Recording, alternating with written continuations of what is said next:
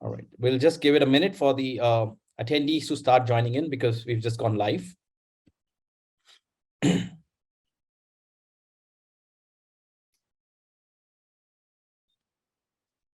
Yeah, we are reaching a number. That's good. Okay. 1 second, please. Ladies and gentlemen, a very good evening. A warm welcome to our distinguished panelists and attendees for today's JMitra webinar titled Wheat-Related Disorders and Arthritis. We at JMitra follow our vision of serving mankind through innovation in healthcare. We're very happy to have partnered with the Celiac Society of India, Nov2022, and Dr. Dang's lab to bring this educational webinar to you. We have an illustrious set of medical and healthcare practitioners joining us today for the panel discussion. Our aim here is to create awareness on the linkage between wheat-related disorders and arthritis. Before I get into the introduction of the panelists, which will be just a bit, let me state that this is an educational webinar and the views expressed by the panelists are their own. In the event that you're exhibiting symptoms or require treatment, please reach out to your healthcare provider, since each case would be unique in its own way. That being said, our first panelist, allow me to welcome Dr. Tom O'Brien, Chief Health Officer, Nov2022. He's an internationally recognized, admired, and compassionate speaker, focusing on food sensitivities, environmental toxins, and the development of autoimmune diseases. He is the founder of www.thedoctor.com and the visionary behind the Gluten Summit, A Grain of Truth, bringing together 29 of the world's experts on gluten connection to diseases, disorders, and a wide range of symptoms and ages. Our next panelist is Mrs. Khosla, a clinical nutritionist and a founder of the Celiac Society of India. She's a practicing nutritionist, columnist, author, best-selling author, entrepreneur, and a researcher. She is extremely passionate about nutrition and a strong believer in the power of foods. She's spearheaded the first of its kind, a health food company in India called Whole Foods, as part of her commitment towards public health and community nutrition. Ms. Khosla founded the CSI, the Celiac Society of India, the first of its kind in India, to spread awareness about gluten-related disorders in India and abroad. We're joined also by Dr. Anshul Gupta, a best-selling author, speaker, researcher with advanced certification in functional medicine, having worked at the prestigious Cleveland Clinic of Functional Medicine alongside Dr. Mark Hyman. He is the world's expert on Hashimoto's disease. We will be joined in a short while by Dr. Dharmanand, a renowned rheumatologist currently practicing at Manipal Hospital, Bangalore. He is currently the president of the Indian Rheumatology Association, and his field of expertise is arthritis, multisystem autoimmune diseases, osteoporosis, and multiskeletal medicine. Joining these experts is our moderator for the evening, the young, dashing Dr. ArjunDang, the CEO of the highly acclaimed for quality Dr. Dang's lab, situated in Delhi NCR. A 39-year-old lab, under his able guidance, it has evolved to be known as one of the highly renowned diagnostics lab in the country for its quality as well as patient experience. Without further ado, let's jump into the webinar. Over to you, Dr. Dang. Thank you. Thank you, Arjun, and a very, very warm welcome to all the attendees and also our esteemed panelists for today. And I think it's a great day to talk about today's topic, that is wheat-related disorders and arthritis. And I think even when we were thinking about this topic, I think this is very pertinent because I was going through some facts that are absolutely mind-boggling, and the prevalence of arthritis and the kind of facts that I found was that it is estimated that 40% of men and 47% of women will develop osteoarthritis in their lifetime, with the incidence being close to 60% if their BMI, that is body mass index, is more than 30.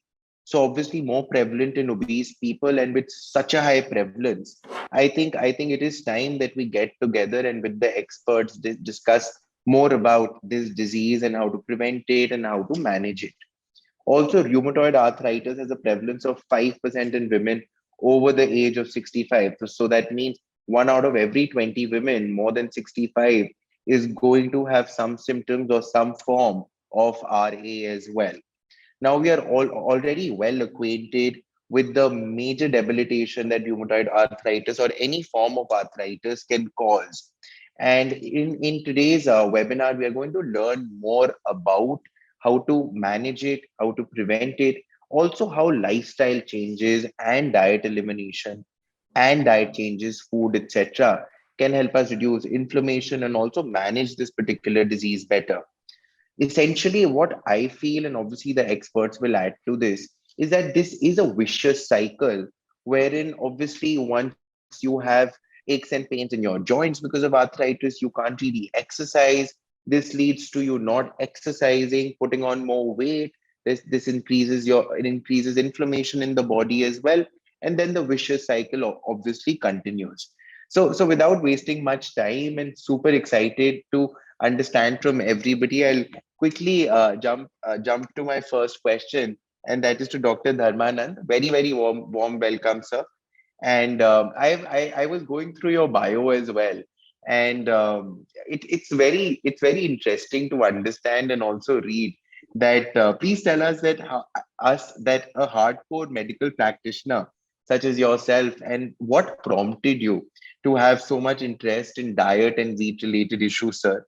And is also there a personal journey and related to this, or anything else that you would like to share with us, or some personal interesting cases that have benefited from diet and wheat free living in your experience?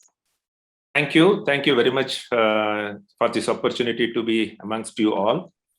And I'm a conventionally trained rheumatologist, and rheumatology training conventionally involves medical management of most of the autoimmune rheumatic diseases. And we generally play a lip service to lifestyle and diet. So we have to say that we have not had a good training in dietary medicine, lifestyle medicine, because that is not the focus. So our focus is mainly on a medical management. We do a good job on that. And how I came interested into this diet, wheat, and other lifestyle modification is from the patients. Many a times patients came back to me, say that I have read Dr. Tom O'Brien's book, can I go wheat free? So I said, you can give it a go. I'm open to, I was always had an open mind. I said, give it a go.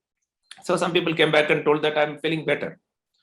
And sometimes personal journey also helps. Sometimes I was suffering from acid reflux for ages.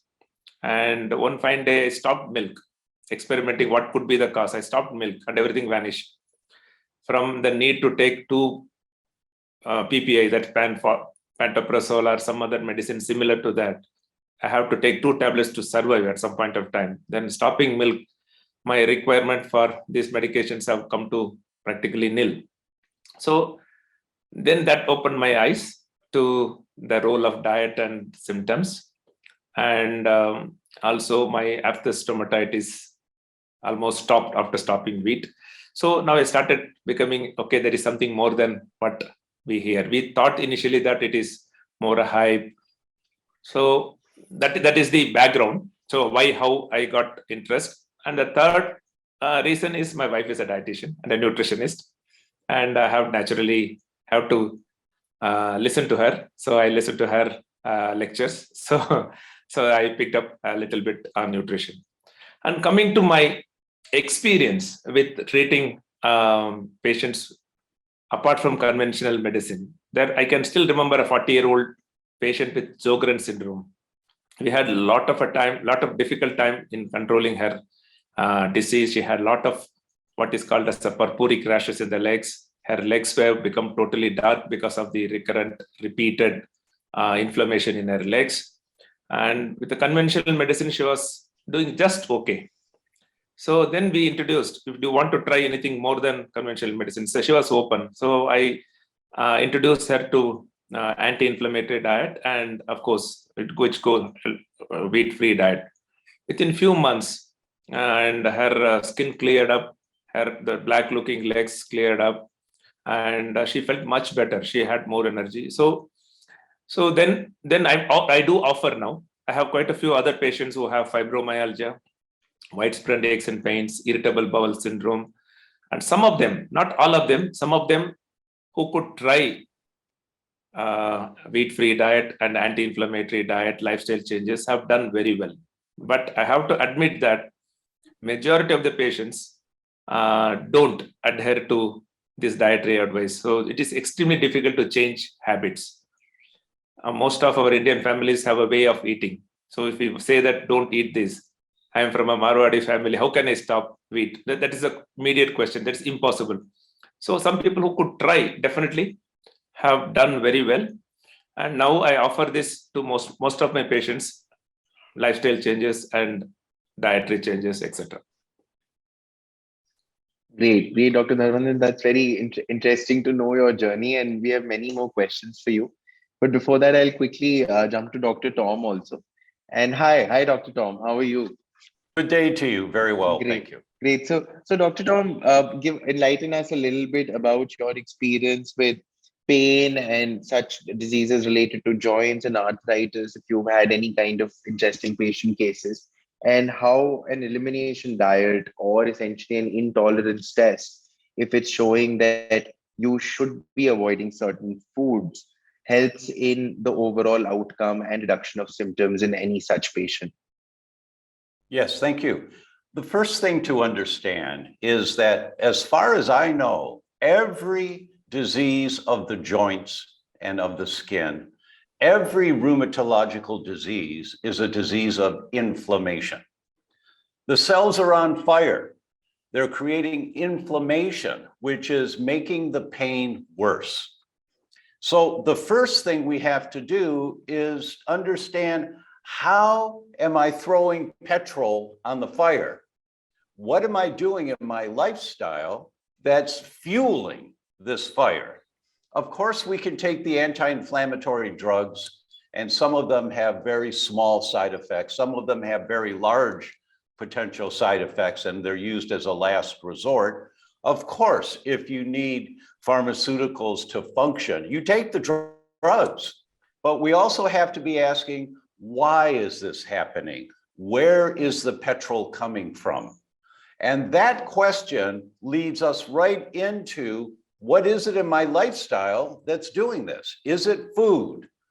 And as our panel is talking about, and there are so many articles in the medical literature, sometimes it's food. And quite honestly, in my experience, all the time, there are some foods that are a component. There may be other triggers also.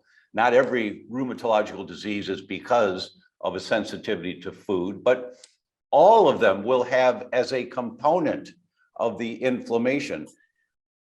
Something in your lifestyle, something you're putting in your body is causing more inflammation, and it's making your joints feel worse.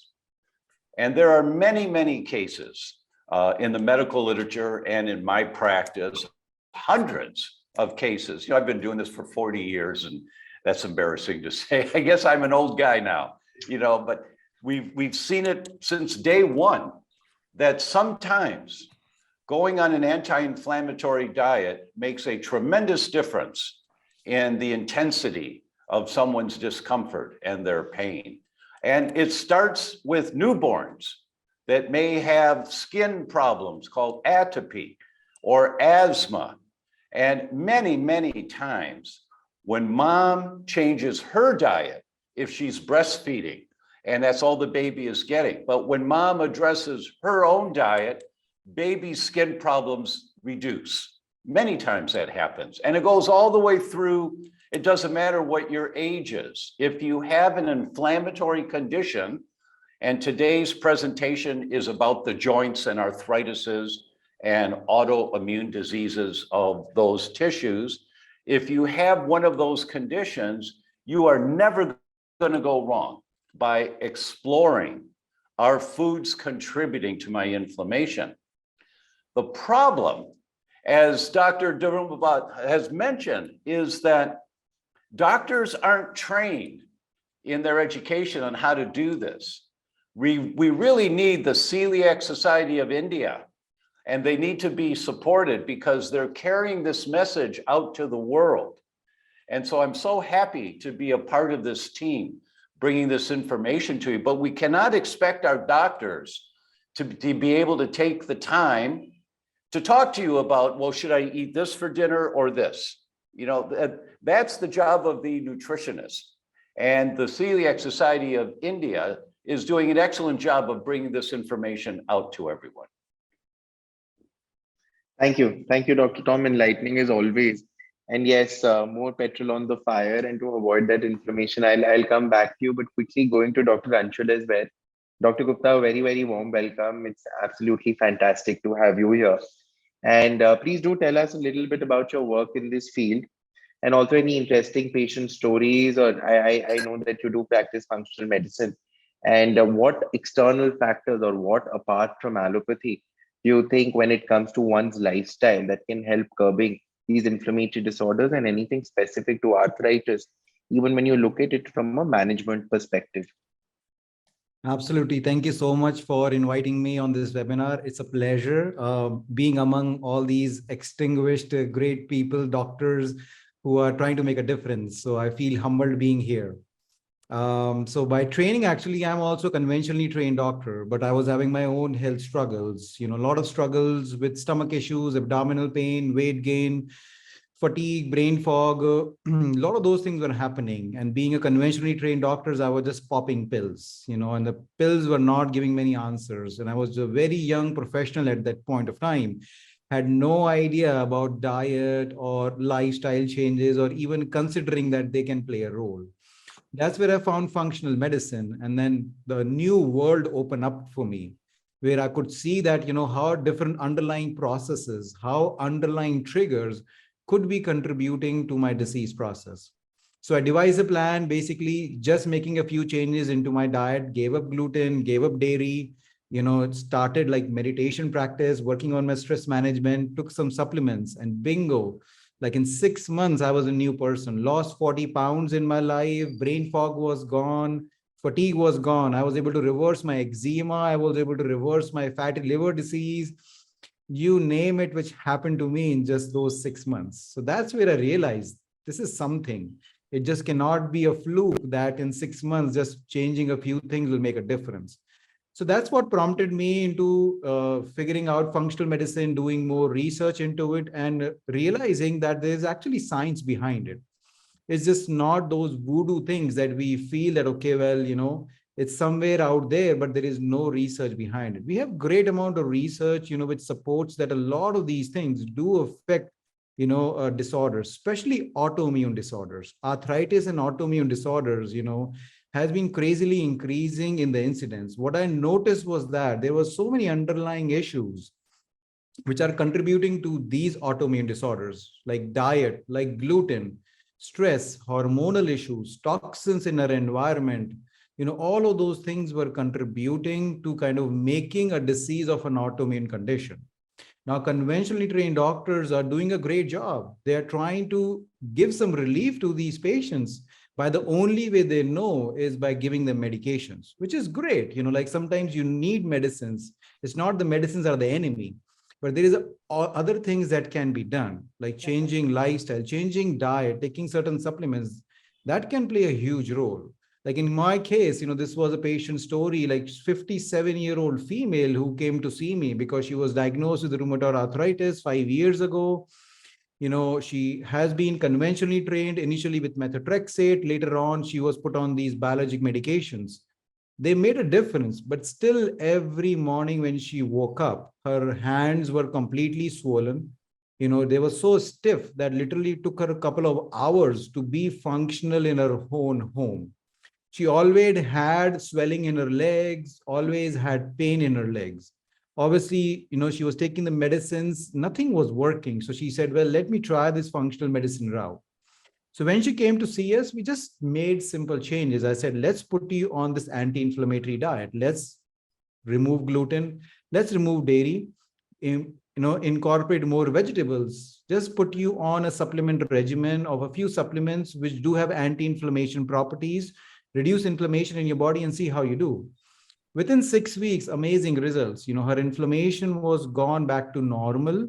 She was able to walk. Her hands were so great that she would say that literally, like as soon as I will wake up, I will look at my hands, the first thing, and there was no swelling. There was no stiffness. So she said, my quality of life is so much more better than it has been in the last 5 years. Finally, she was functional. So that was an amazing piece, of thing, a big change in a person's life, a few lifestyle changes could bring about. So that's where, I feel that, along with conventional medicine, if we introduce other concepts of lifestyle changes and functional medicine, that can kind of make a huge difference in people with autoimmune diseases, especially arthritis. No, Dr. Anshul, I couldn't agree with you more that I think the satisfaction that you get after seeing a patient during follow-up and them actually benefiting and the symptoms reducing, I think that is unparalleled. The sense of achievement that it gives, I think that's what all of us live for. And thank you so much. Probably I'll come back to you at a later time about newer or novel ways of treating arthritis, might be steroids or any kind of biologics that you were talking about, apart from functional medicine and diet elimination as well. So we can definitely come back to that. Quickly moving on to Mrs. Khosla. And ma'am, so I have a question for you again related to the topic today. And a lot of people actually confuse arthritis and osteoporosis. And obviously, both being such common diseases, could you let us know the differences and also a couple of cases about how you've handled such patients and your experience? What is the most effective way? Well, thanks, Arjun, for hosting this so well, and very happy that this topic is being discussed by medical professionals themselves with their own personal journeys. So it's very special.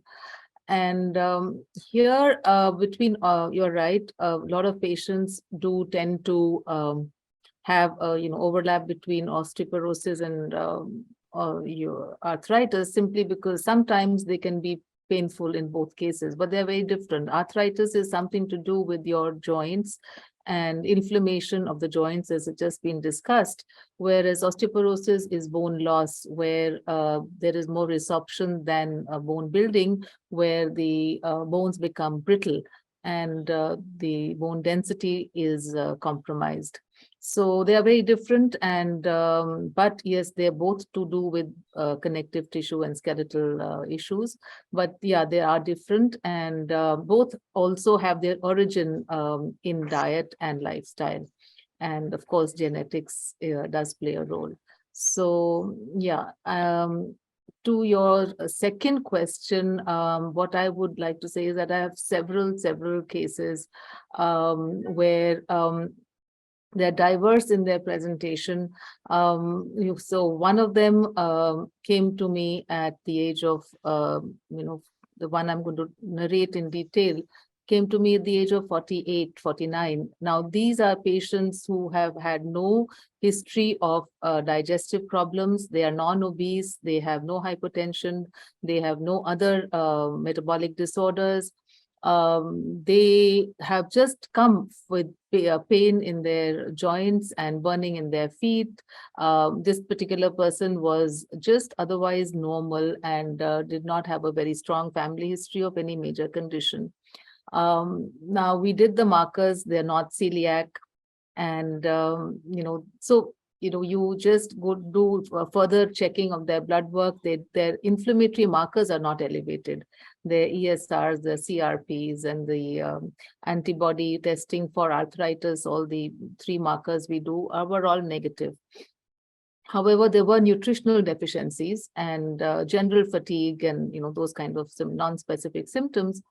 And basis that, we initiated the diet and the supplements, and literally within a matter of 2 months, this gentleman was, absolutely fine, functional, and feeling better on his joint pains and overall wellness and energy levels. So it was clear. And then further down, when they take the trigger food, so it's not only about gluten, we also address other grains. So any of the trigger foods, like say, for instance, corn or soya or wheat in some form, even he was a Sikh gentleman. So very often going to the Gurdwara, which is where they pray, small amounts of prasad, which was basically semolina and made, that's wheat, would trigger the symptoms back. And so he became acutely aware of those, triggers. And today it's been, I think, more than 6-7 years, and he manages his condition very well. What I have to add here is that this patient, initially we addressed the grains only, and then later on, when there were relapses, sometimes because of diverse reasons, at some point we needed to put him off dairy as well. And today, I think he is, he is having a very controlled dairy intake. He doesn't take dairy as such, but in terms of the grain science, he is 100% compliant. And there's another very interesting case I'd like to highlight here, where we have actual tangible markers to go by. Where she came, she was full-blown rheumatoid arthritis patient with a RA factor of 123, which is pretty high, and she was on medication. Dr. Dharmanand and Dr. Anshul will understand, and Dr. Tom also, that these medications are like Folitrax, for instance, was given once a week, 10 mg, 20 mg she started with, and then when she came to me, she was on 10 mg. And she was again non-obese, non-celiac, no digestive symptoms, but she came for body ache and fatigue, and to lose those cosmetic 4 kgs, and nothing beyond that. So I said, I'm not interested in your 4 kgs, I'm interested in your arthritis. So we worked on that, and literally within the 3 months that she followed the diet, and mind you, I'll also add something here, that she was given to believe by her treating physician, and not surprisingly, that this is a lifelong condition and there's nothing you can do, and there's no diet that can help you. So she came with a very, very clear mindset that arthritis and that diet was not linked. So she was very surprised and very, under confident about what she was getting into. But she did it, and she found that symptoms, her fatigue and all her, so being on medication, she had symptoms. So all of that began to improve. But what was really remarkable was then she started lowering her dose of medication, because her doctor was not doing that for her. She did it herself. And her RA factor from 123 fell down to 8.5 in a matter of 3 months. Then she sort of woke up and she said, is this for real? And today she is completely on board on her diet, and she knows her trigger foods. And one thing I'd like to add here is that all my patients, be it obese or for any kind of inflammatory conditions, with the with the COVID to pandemic 2.5 years, all of these have kind of rolled back in some measure or the other. And so we've had to work again on things and remove dairy also to help them get back into 100% functional situation. So yeah, and one very interesting patient I'm going to mention is she was a crippled, she was really deformed. She had, and a very, very high profile patient of the city, and attached to hospitals. And after a lot of persuasion, when she went on a wheat-free diet, she was like normal. She just kind of transformed. And I called her after 2-3 months, and I said, she was an aunt actually. I said, why don't you start omega-3 fats? She said, but why should I do it? I'm fine. I said, but you have arthritis. She says, no, all that is history now. I don't have any arthritis. I don't need anything. I said, that is the level of transformation. Sometimes they're so dramatic.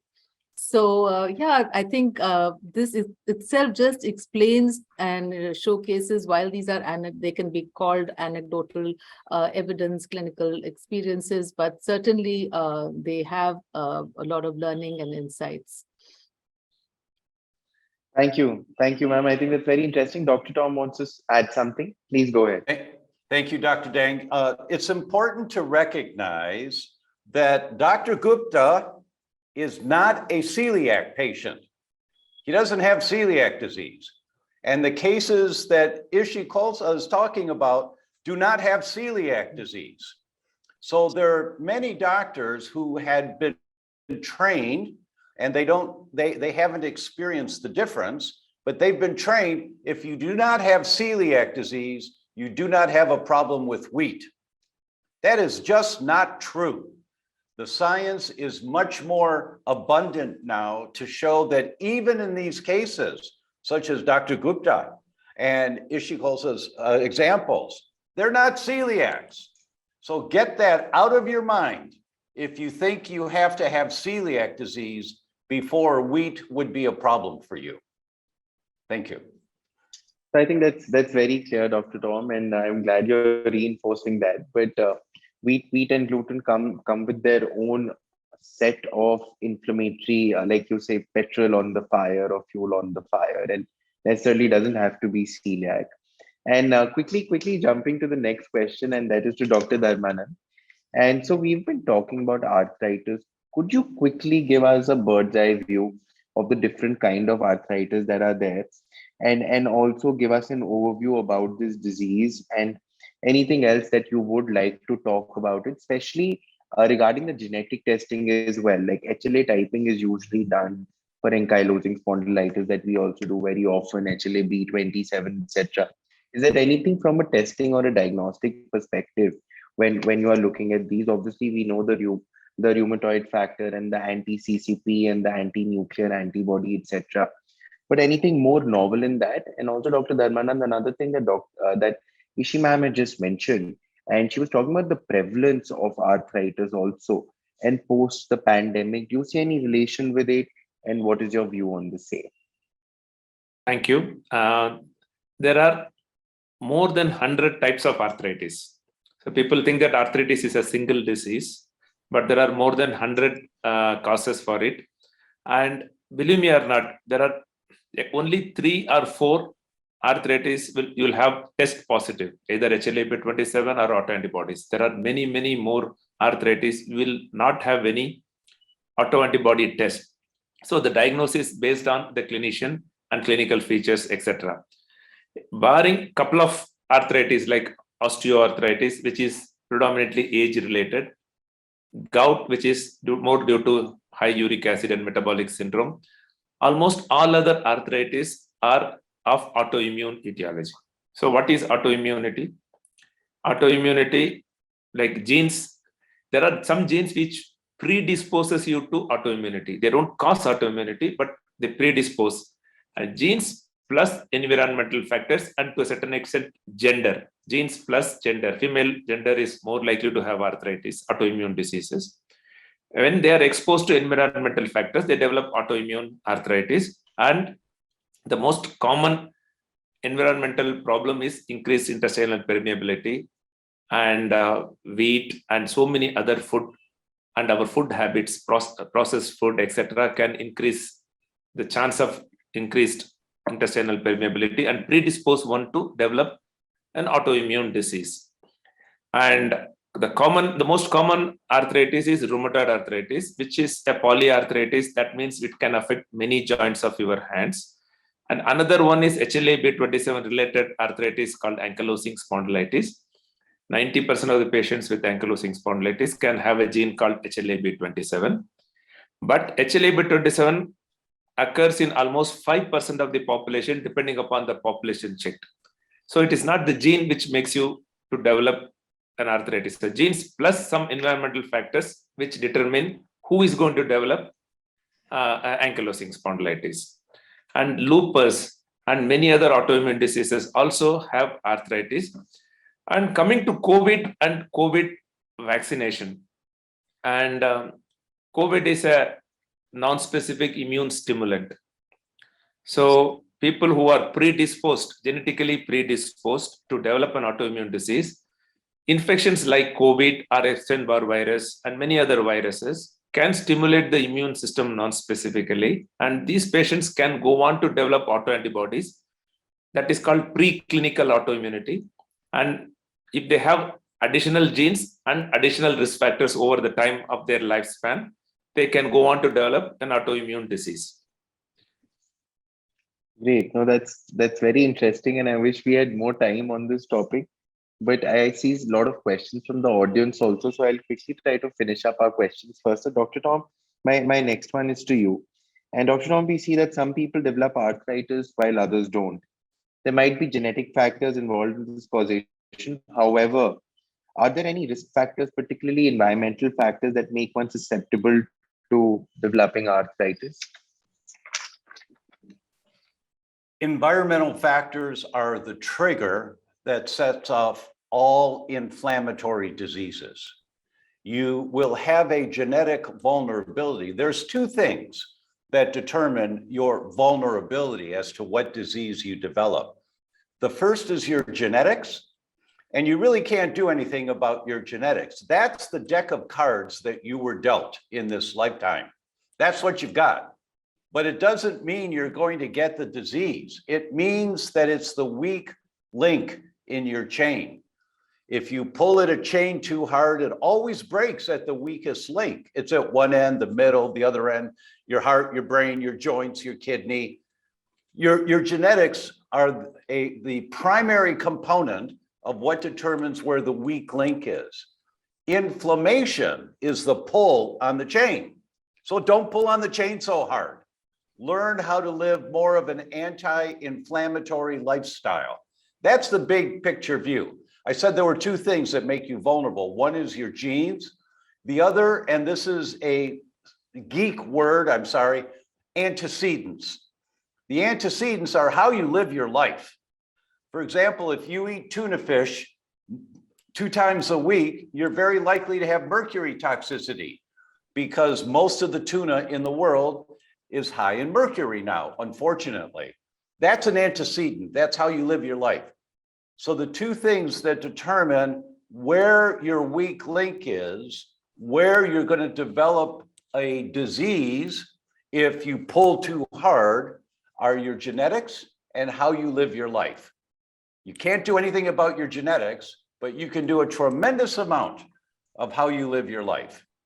It just takes time and patience to slowly begin to transition your lifestyle into safer food choices or a safer environment, not so much air pollution.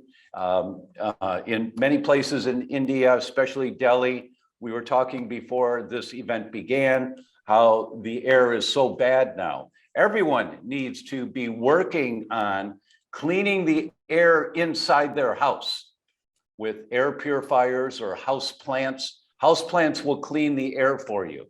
So it's the little things that we can do that accumulatively will make the difference.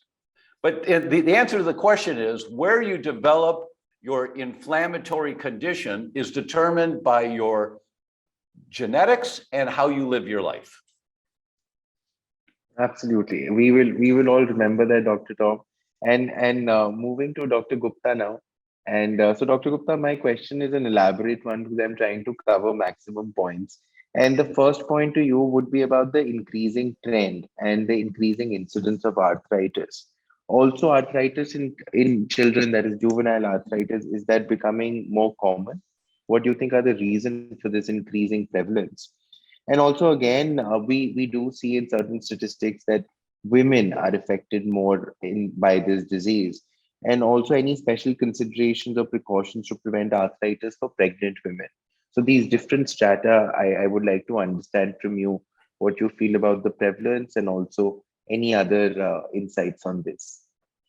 So it looks like we are covering the whole human life over here, starting from kids to being pregnant, right? And being older women. So the whole gamut of people actually, which I see, because I'm a family physician, so I see kids as well as adults. But to answer your question, yes, the incidence of arthritis is increasing rapidly in the last decade. All different kinds of arthritis, whether it is osteoarthritis, rheumatoid arthritis, or even juvenile arthritis. So the incidence is increasing rapidly. That's what the statistics show. Especially in the case of juvenile arthritis, what we feel is that, again, like as Dr. Tom was mentioning, is that even when the kids are very young, it sets the stage of what kind of gut microbiome will they have. Especially when they are being fed, a lot of times they're not breastfed. So that again creates a bad microbiome, or not, I will not say bad microbiome, but an imbalance in their microbiome, which sets the stage for, inflammation, as they grow older. plus the diet we are giving to our kids. Again, the diet that we are giving is so much processed food. Even at young age, kids are drinking sodas, like, those colas, sugary drinks. And then obviously everything is so processed with wheat and dairy and all that stuff, right? And then we are seeing a big trend in obesity also. Kids are being obese at a very young age, which again leads to increase instead of juvenile arthritis. So I think, again, a lot of lifestyle factors, even when the kids are being born, creates a big issue with that. Coming to the second question about the increased incidence of arthritis in females as compared to males. So again, research does suggest that arthritis, again, any kind, whether it's osteoarthritis or rheumatoid arthritis, the incidence is more in females as compared to males. Traditionally, actually, the thought was that it was genetics. Genetics was the main reason, which was, like running the show of women being more predisposed to arthritis. But now the new research suggests that actually it might not only be the genetics, definitely that plays a role, but it can be lifestyle factors, especially the hormonal shifts that happens in females. Hormonal shifts that happens around menopause, hormonal shifts which are happening around pregnancies, or estrogen dominance that we are seeing in very young females. All of those things are playing a major role in triggering inflammation, and that inflammation ultimately leads to arthritis. After menopause, we see that a lot of women do gain a lot of weight, which again causes them to predispose to arthritis. The third reason actually is more anatomical. It is shown that a lot of the joints are more lax, or there is more movement in the joints of females as compared to males, again makes them a little bit more predisposed these things. So those are the reasons, like multiple reasons that why females are more predisposed to arthritis as compared to males. Now, the last question you had is that what can females do when they're pregnant, like preventing these things? So I say that, in pregnancy, don't go overboard with things, like, because we have to be safe. That's the first thing in pregnancy. So make sure, eat a healthy diet, like make sure you're getting the right nutrition. That's where working with a nutritionist who is well aware of the needs of nutrients, micronutrients, macronutrients, which are required for pregnancy, as well as picking and choosing anti-inflammatory foods. So that's where, I'll be very careful with pregnant females. Working with the right nutritionist and making a proper diet plan will be much more important for that. Great, Dr. Gupta. That's a lot of knowledge that you packed in those couple of minutes. And quickly jumping to Mrs. Khosla also for my next question. And you said anti-inflammatory foods, and I'll want to learn more from Dr. Tom also. But before that, Ms. Khosla, could you tell us a little bit about the role of nutrition in arthritis, and any special takeaways, any foods that you recommend that should be avoided?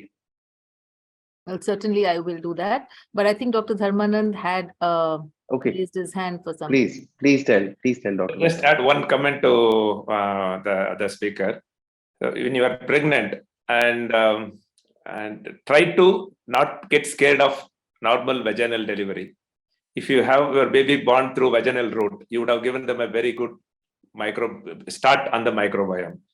A lot of young girls are now scared of vaginal delivery, and they opt for cesarean. That would be a disservice for your kid. That's what I wanted to add.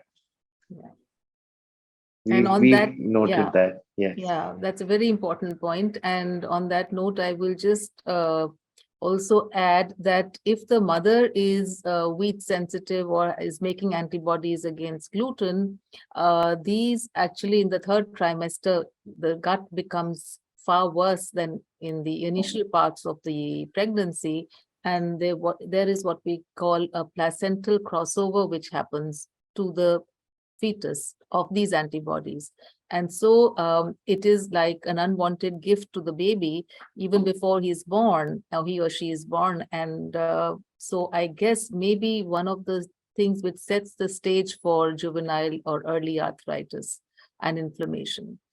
Yeah, coming to the diet and the nutritional aspects, of course, since we are all clear on the fact that it's inflammation. So the biggest contributor of inflammation in our lives is our food. And so it is a centerpiece, and it has been reinforced in all the conversations that we've had so far. But just to give you, quick takeaway of four aspects or a four-pronged approach to diet, I just thought I would put it as nutrients themselves, like we have the micronutrients and the vitamins and the minerals, like calcium, magnesium, vitamin D, vitamin K, and there are several others. That, and of course, a nutritionally balanced diet, there's no going, there's no compromise over there. So nutrition and the nutrients is one part of it. Digestion, inflammation, and elimination.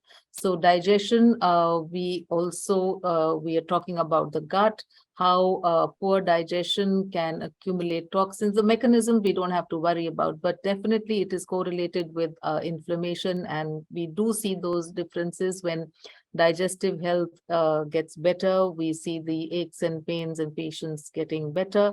And so, improving digestion and gut health, whether it's through taking digestive spices or through probiotics or through enzymes or whatever. So certainly digestive health is important. And then is inflammation, and what we're talking about an anti-inflammatory diet. And here we have the role of good fats, the omega-3 fats. We have the role of collagen and, other sort of preparations which help to boost the connective tissue and reduce inflammation. We also have things like, turmeric, we're talking about ginger, we're talking about piperine. All of these have shown bauxelia. These are very, they're very strong, powerful anti-inflammatory agents in the diet. And like bone broth, we have that also in our traditional food. But none of these will help unless the root cause or the primary inflammatory triggers are not addressed. So then we come to elimination, the diet of removing the inflammatory triggers, like we've been talking about wheat, we've been talking about dairy, we've been talking about also things which behave like wheat to the immune system, cross-reactive grains, corn, soya, dairy, oats, all of these need to be addressed. And in fact, I here would take this opportunity to highlight the point which Dr. Dharmanand made regarding why certain patients probably do not do well and certain do well, could be rooted in the fact that other contributory grains have not been removed. It's only wheat. And I can vouch for that because I see my patients doing brilliantly on the diet which we have set. And suddenly after 6 months, I get a call, and this particular patient had, all her joints affected, and whatever, small and big joints. She's pretty bad. And she was so grateful when things had gone, absolutely normal for her. And I got a call a few months later saying that my pains are coming back. So it was like, this was just too good to be true. So I said, no, you must have eaten something, which she says, no, I said, tell me the flours that you are having. Have you changed the flour from either the source of the flour or the composition of the flour? And so she went into, so I literally become a food detective, and we found that she was eating a trigger grain in the food, which was, in a gluten-free, acceptable choice. So I said, go back to the old flour. And this flour was actually sago, that was an addition. And in my practice, while it's gluten-free, I know it's a trigger. So she went back to the, old flour, and that was it. It just kind of came back to normal. So certainly these are conversations, since we're talking about food and nutrition and the audience is eagerly waiting to get these kind of tips, I am sharing them with you, Arjun. And so, yeah, and also certain people have trigger foods in what we call nightshade sort of vegetables, and individuals, some kind of specific triggers, which also do add up.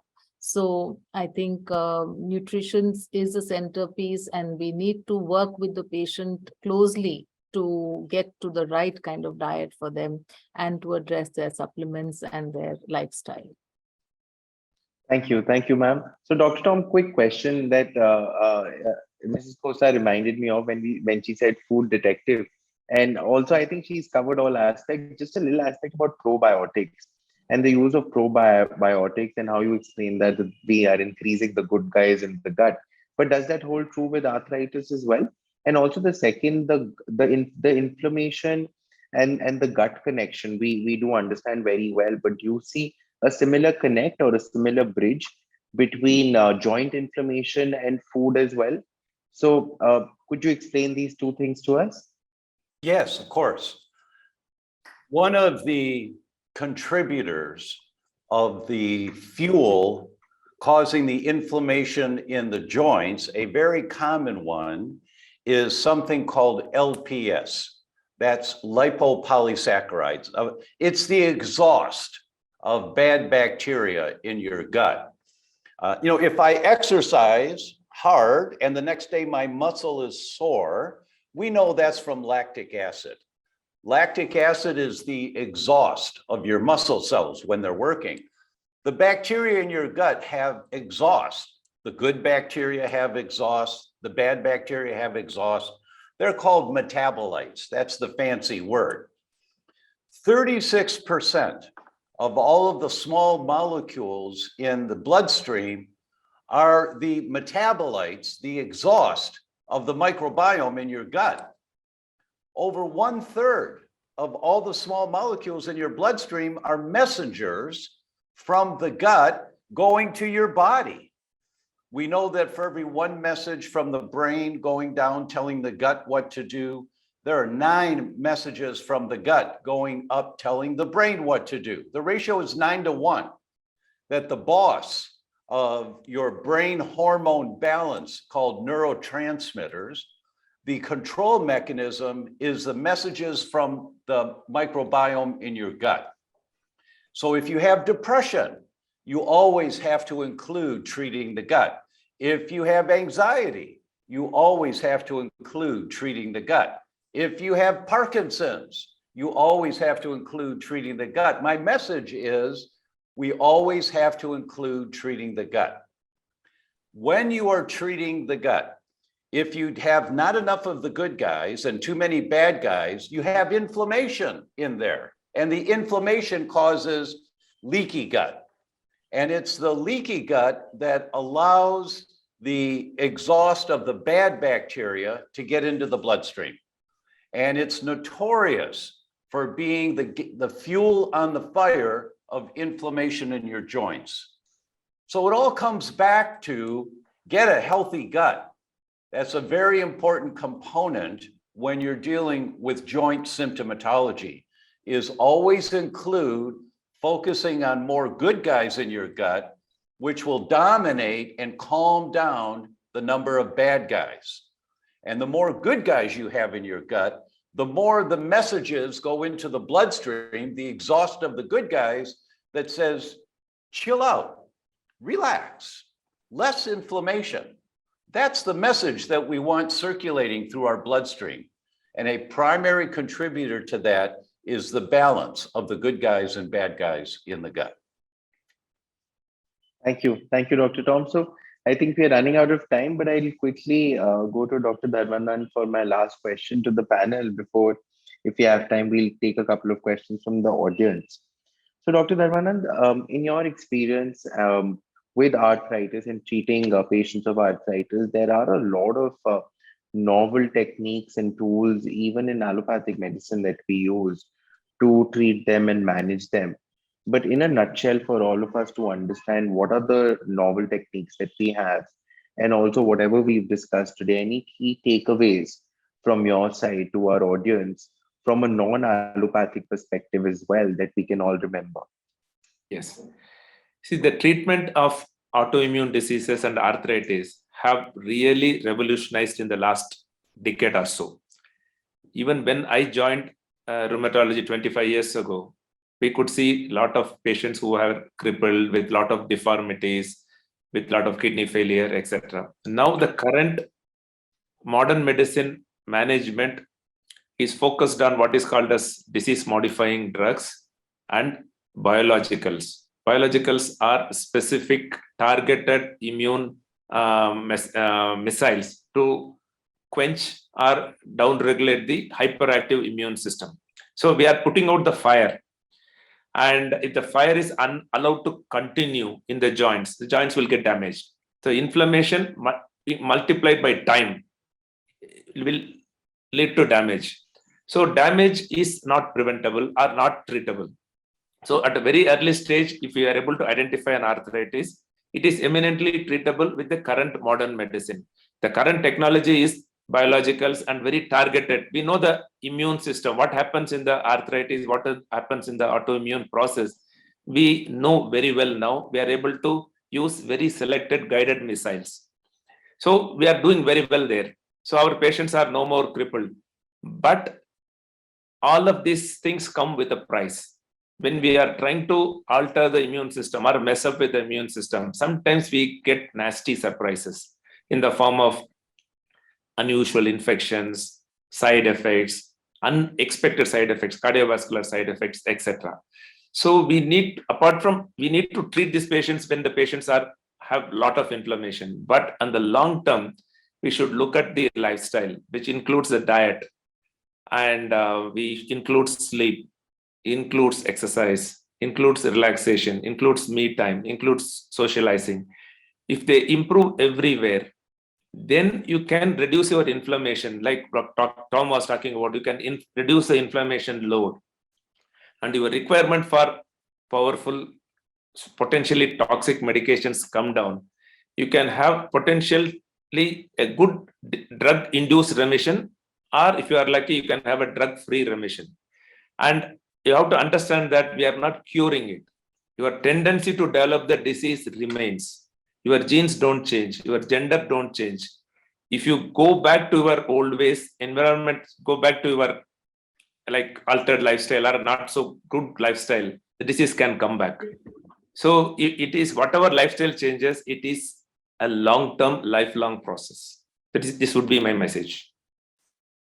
Thank you, Dr. Dharmanand. That's very, very interesting, insightful, and gives a good conclusion in a nutshell. But I think we have a few minutes, and we have some very interesting comments and questions. I just opened the comments and questions tab.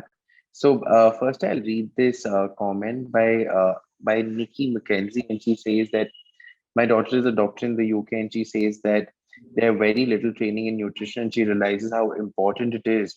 Perhaps the medical world needs to start training young doctors to have an open mind as to the influence of nutrition on the holistic health of the body, specifically those which result in inflammatory markers and blood tests.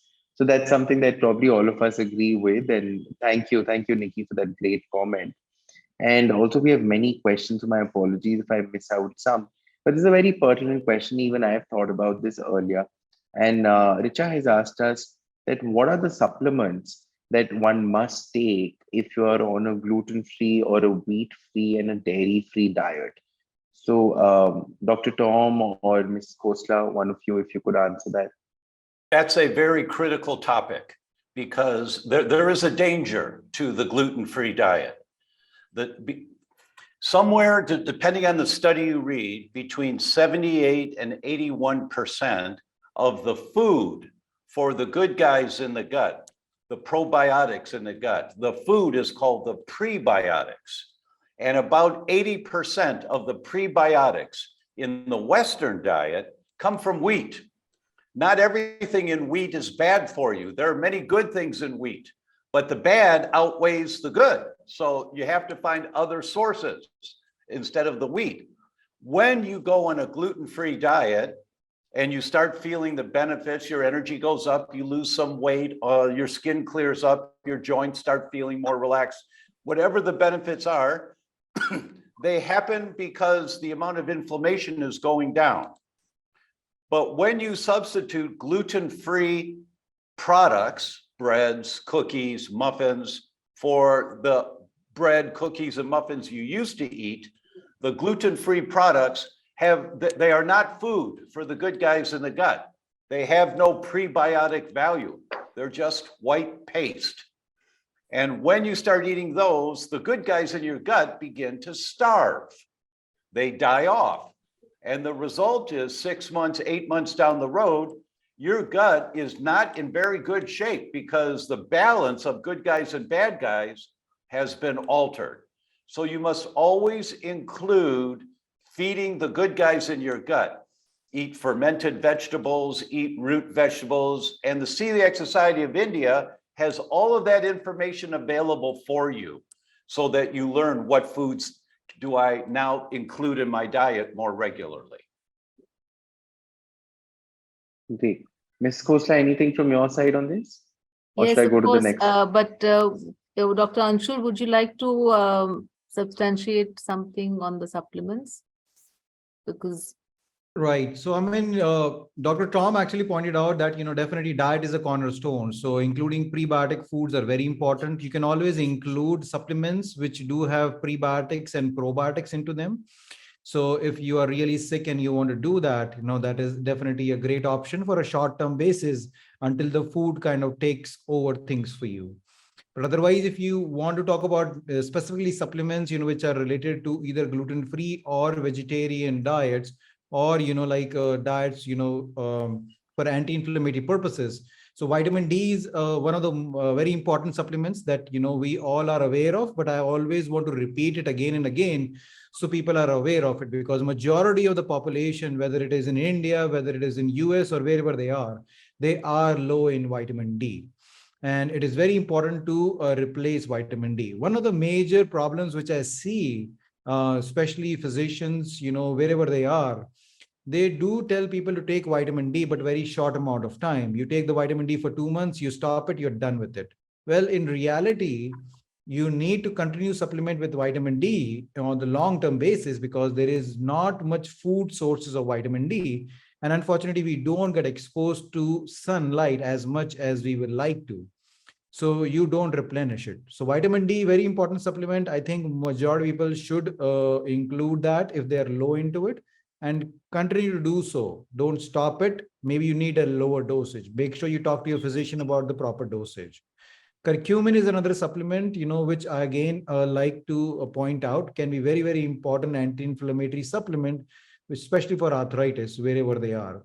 Now, turmeric is an Indian spice. A lot of people use it for cooking purposes, but sometimes, as you were discussing before, people need a higher amount of curcumin for kind of reduce inflammation. So that way a supplement which has curcumin at a good higher amount might be another thing that they can introduce. Great, very interesting and a lot of interesting facts.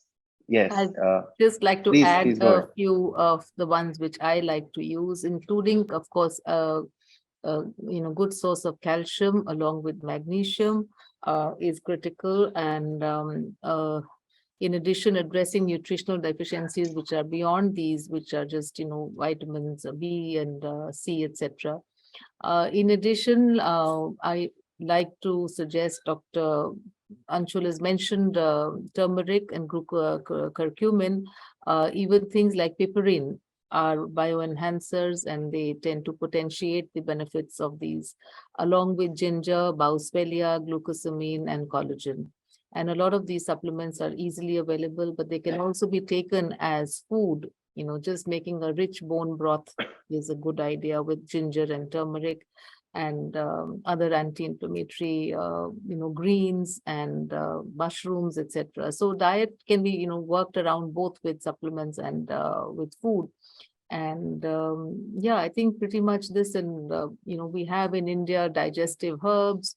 We have, lots of traditional preparations which also are helpful in gut healing, and the gums, for instance, the resins are used traditionally. There are some winter resins and some summer resins, the gond. So all of these, they are also part of our traditional culture and should be had as food. And so everything, food and supplement is, they go hand in hand. So I have these last two questions that we can take, and the first one is from KSH, and they asked that my mother has been diagnosed with osteoarthritis recently. Can a gluten and dairy-free diet help her? And the second question that I would like to address is by Anju, and she asks a very pertinent question and says that my husband had rheumatoid arthritis. Does that mean my children have a genetic vulnerability towards developing it? And how can I test it? So would anyone like to take these questions? Dr. Dharmanand, go ahead, please. See, rheumatoid arthritis, the heritability is very low. See, if you have one of the parent have rheumatoid arthritis, your kids have only less than 2% chance of developing rheumatoid arthritis. So that is very reassuring. So not our children, there is no need to test, because testing will tell that you have the gene. But it is in spite of being in the same environment, your chance of getting rheumatoid arthritis is very low. So less than 2%. So better not to get worried, and maybe make sure that vitamin D is replete in these patients, and have anti-inflammatory lifestyle. The chance, and let the kid not smoke, and lifestyle changes can prevent, potentially prevent these kids from developing rheumatoid arthritis. The original chance itself is very low. There is no need to test, and better to go for an anti-inflammatory lifestyle. Great. Anything on the other one, that osteoarthritis and then going on a gluten-free and a dairy-free diet, is that like a thumb rule? Or osteoarthritis is more mechanical, age-related. We can call in simple words wear and tear type of arthritis. There, the lifestyle changes like weight loss and exercises, getting fitter will be more useful. Of course, diet forms a cornerstone of when you are trying to lose weight. Diet is important, and always it is better to take an anti-inflammatory diet for whether you or me or anybody with an arthritis. I'm not sure about the need to take a gluten-free diet or milk-free diet if you have osteoarthritis. Great. Any concluding remarks, Mrs. Khosla, Dr. Tom, Dr. Anshul, before we conclude? I'd just like to add, we did speak about supplements, but I think I forgot to mention omega-3 supplements and an omega-3 rich diet. So foods, again, both supplements and food. So you can take more of certain kinds of foods which are rich in omega-3s, plant versions as well. So whether it's fatty fish, or whether it's chia seeds or flax seeds and green leafy vegetables or fenugreek seeds, or it is, the supplements or a combination of both. So that's something which is a very important part of arthritic treatment. I would like to make a comment over here. A lot of people, like when they are diagnosed with a condition and they are on medications, the only reason they're coming to see us is that, okay, well, I just want to stop the medicine. And they have no interest or no thought process, okay, well, what else can I do to improve my condition? So I want to just make a comment over here. Medicines are not your enemies. Don't think like, okay, like the medicines are your enemies and they are the reason where you are in your disease process. Yes, sometimes medicines are needed, but the thought process behind it is that what else can you do to improve your disease process, improve your quality of life, and also prevent other diseases? Because once you get one autoimmune disease, you are looking for another autoimmune disease in 5 or 10 years. So you have to take an action right now to prevent getting your disease process worsening in the future. And that's where all of these lifestyle changes, all of the supplements, whatever we're talking about, can play a role over here. So just don't say that, okay, well, if we cannot stop the medicine, I'm not going to do anything else, because that is not going to help me out. Just take a holistic approach of taking the medicine if needed, along with other things, and you are going to get great results that way. Very well said. I would like to agree with Dr. Gupta completely. And this is an overwhelming topic for people. And in 1 hour, you are not going to get all the information you need to change the direction of your health. It's not possible. But we hope that we are stimulating you to want to learn more. And for that, you go to the Celiac Society of India. Go to their website, look around, start reading, ask questions, start exploring this in little bits and pieces. And it'll take you months to turn around your lifestyle. You can't do that in a day.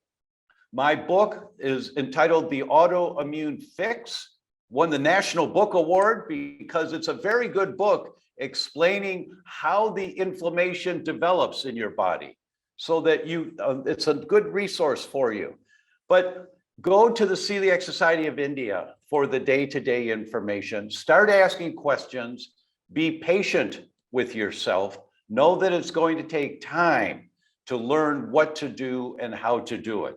It's not as simple as getting a prescription and you go to the pharmacy, they give you the bottle of pills, and then you just take the pills. It's not that simple. You have to learn more, and it'll just take time to do that. Absolutely.